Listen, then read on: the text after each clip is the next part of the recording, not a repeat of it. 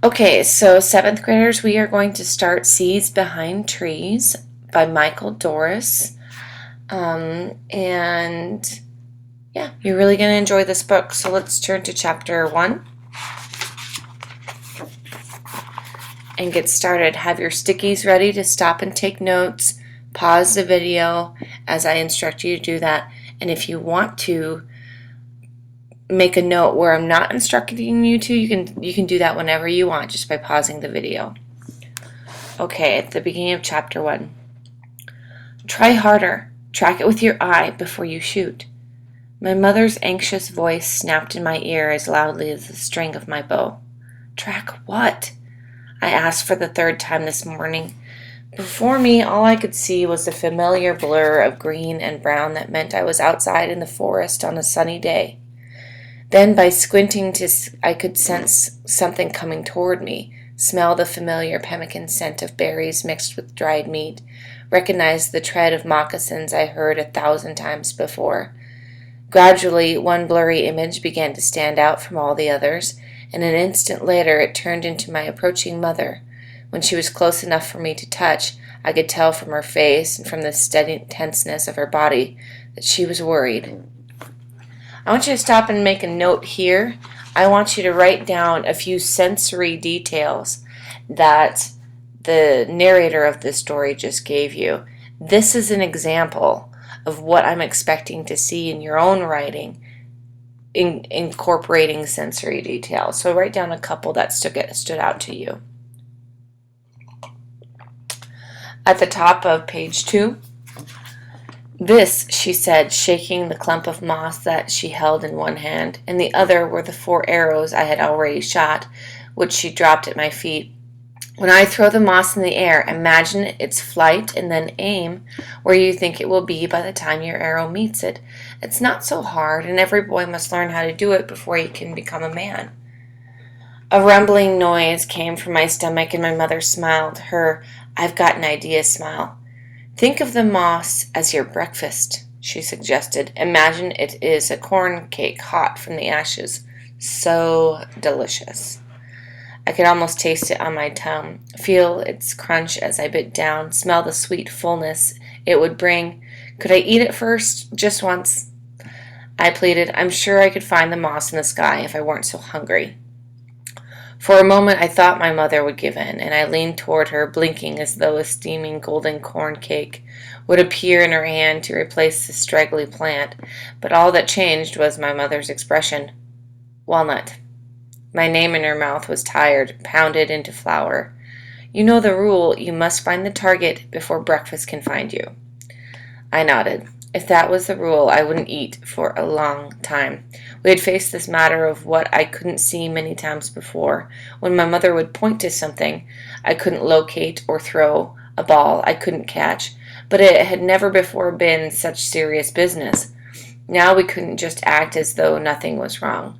Now we had to solve the problem. We had struggled with it every morning since 3 days ago. My mother had decided it was time to teach me, her oldest child, how to use a bow and arrow. I had never once succeeded, and I knew that sooner or later she would give up, make some excuse, and feed me. But it would not be soon.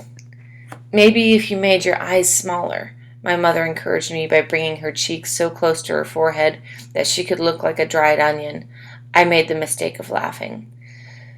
Today, my mother said in the same voice she had used when I was younger and told me not to play with sharp knives. She picked up an arrow from the ground and sternly held it out for me to take. She walked back toward the place where she threw the moss into the air. Today, we will not surrender. Before I could object, she had disappeared again into the mist of color and noise that surrounded me like the roof and walls of a very small house.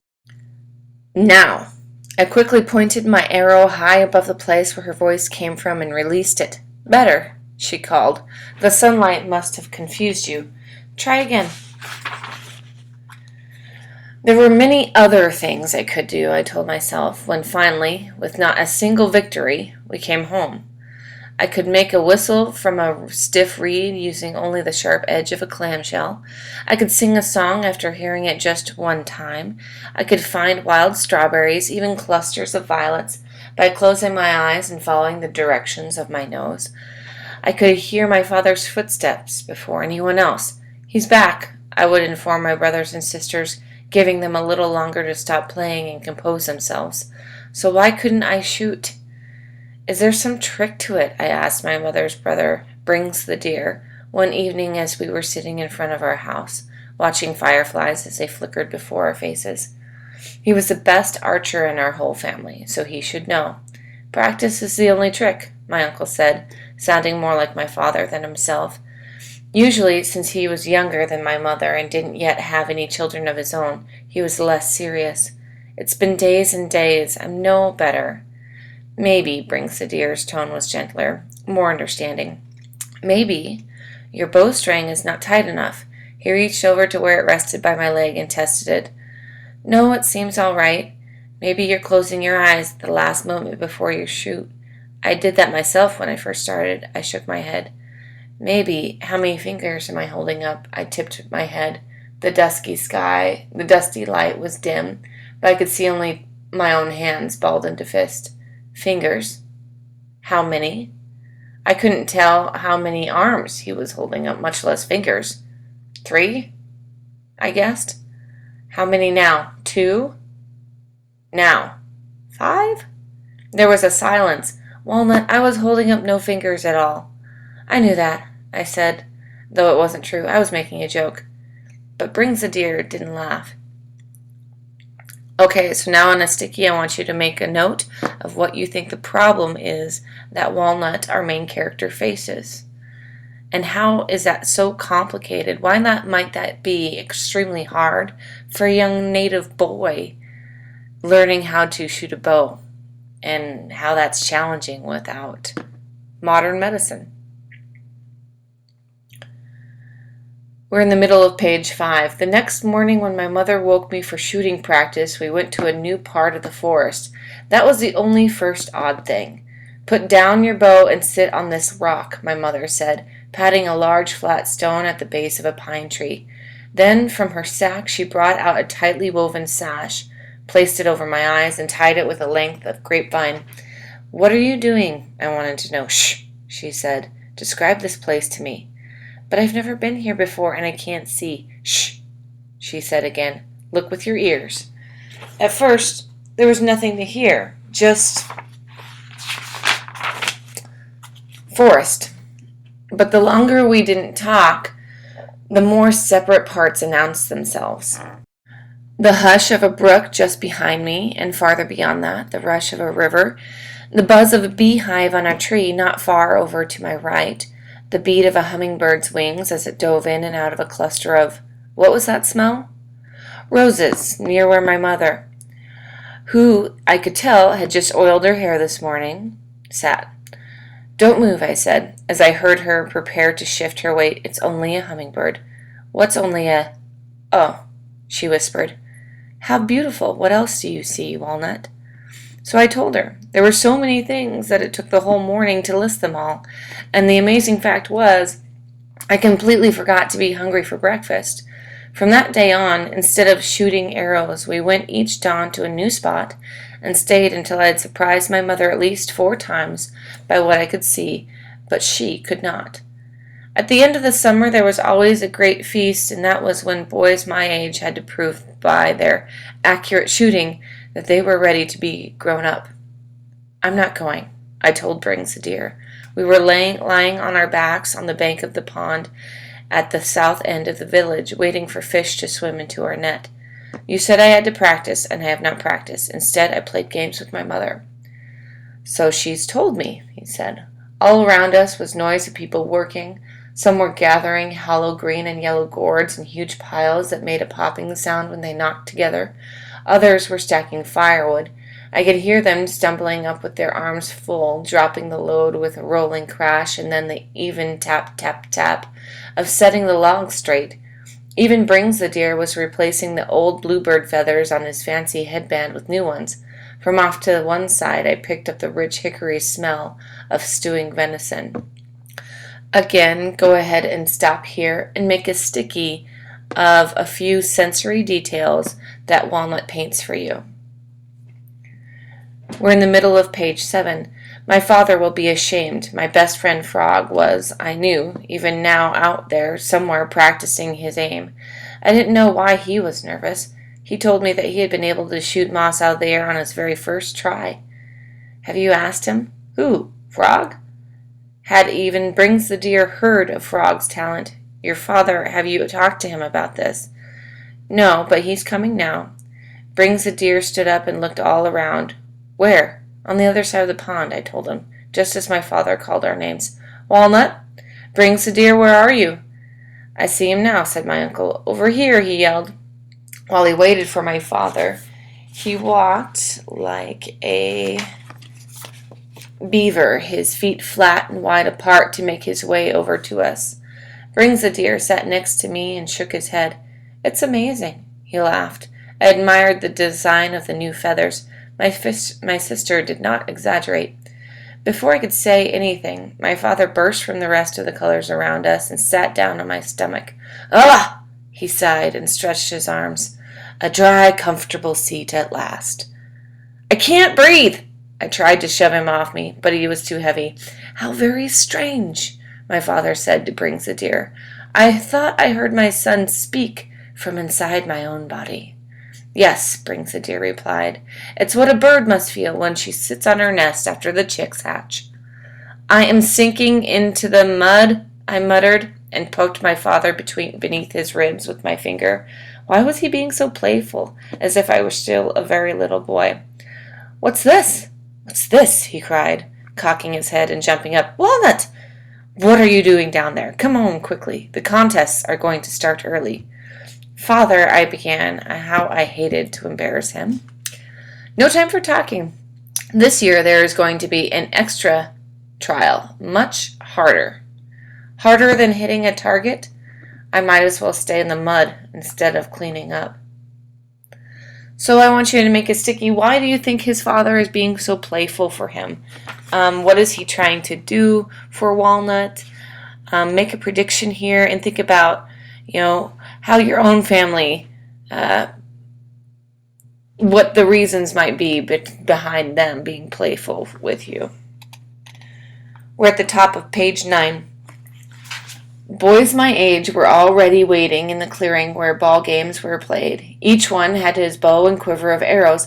As we passed my friend Frog close enough for me to glance directly into his face, I realized that though he was nervous and excited, he wasn't half as unhappy as I felt.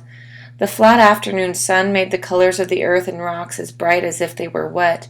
There was no wind to stir the branches of the trees and give me an excuse for missing my shots. The sky was the pale, shiny blue of a trout's scale. Brings the Deer gave me my arm a squeeze, and then went over to join the crowd of adults and small children watching in the shade nearby. I was sure my mother must be among them. I wondered what she was thinking. When people learned she hadn't taught me how to shoot, they might criticize her. Yeah. The werowance, our most important person, the expert on hunting, stood nearby. She raised her hands for quiet, and when everyone was still, she spoke in the slow, booming voice she saved for the most solemn moments. It seemed to come from deep within her body, to be blown through a horn of shell, to rattle like the skin of a hand drum. Sometimes, she said, that people need someone to do the impossible.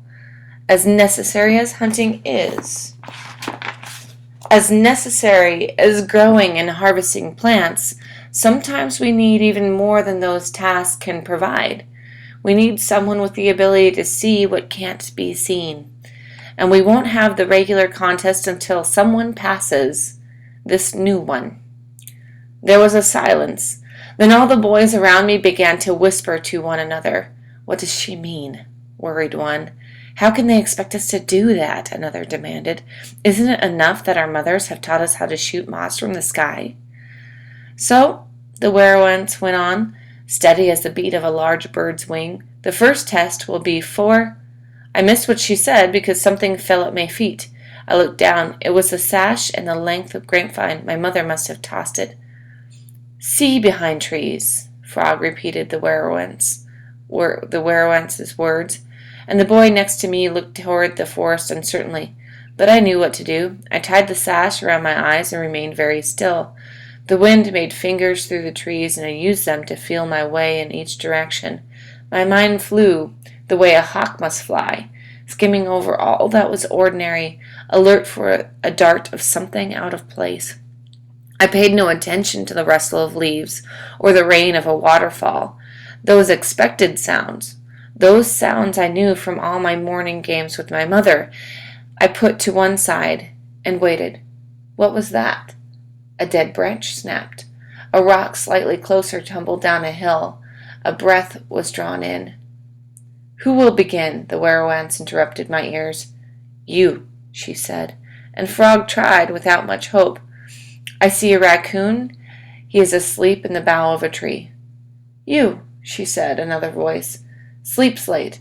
No more confident answered. I see a spider web strung on the branches of a mulberry bush. Now you, she said, but this time there was no reply. You, Walnut. I thought so hard that my head felt tight between my ears. I was afraid to make a mistake in front of so many people. But then I pretended it was my mother asking me to listen, curious and interested, as she had been every morning. A man is coming from the south, I said. He is light on his feet, but has a limp. He is not young, for he must breathe hard to climb. I stopped talking, shut my eyes, even behind my blindfold, and concentrated. There was no mistaking it. He is laughing. It is Greyfire. I heard people turning to look behind me, whispering among themselves. I could almost feel them looking to see if I was right. That part of the forest was dense, the paths overgrown and winding. There! Brings-a-Deer's voice was loud above the rest. It is Greyfire. The Werowance's brother. He had been given his name because he was so quiet he could pass through the village like smoke. Strong hands untied the vine that bound the sash around my eyes, my father's hands. They lingered for just an instant on my hair. I'm sure no one noticed but me. This part of the contest is over, the Werowance announced. Each boy except the one who passed must now prove himself with a bow in order to earn the right to his grown-up name. And what of the boy who passed? My mother called out from where she stood. What about my Walnut? When a boy passes the test, he is no longer a boy, the Werowance answered. He no longer wears a boy's name. Everyone stopped what they were doing to hear what she would say next. I turned the sash in my hand, the sash my mother had woven. It was soft to the touch, as if it had been made from silky moss. Sees behind trees, the Werowance pronounced, is now a young man. Okay, so now I want you to take a couple of stickies. At the top of page 12, where it says, strong hands untied the vine that bound the sash around my eyes, my father's hands, they lingered for just an instant on my hair. I'm sure no one else but me noticed. Why do you think his father's hands lingered in his hair? Why is the author painting that picture for you? What may he be trying to communicate about how his father feels in this moment? So make a sticky about that. There's also a great example on this page of a simile, and that is where we compare two unlike things together using the words like or as. It's near the top. He's talking about Greyfire. He says he had been given his name because he was so quiet he could pass through the village like smoke. So, though that's an example of what a simile is. We're looking for that in your writing when you're trying to make a person really see and feel what it is you're communicating.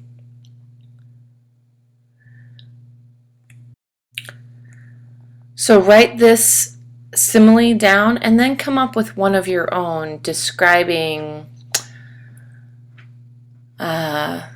maybe walnut to something else, or making a totally new simile of comparing yourself to something else, or comparing what you ate for breakfast today to something else. Come up with whatever it is where you're drawing a comparison between two things. Two unlike things using the word like or as, and just try it. Write it down. Write down your own simile example beneath the one that I am having you write down.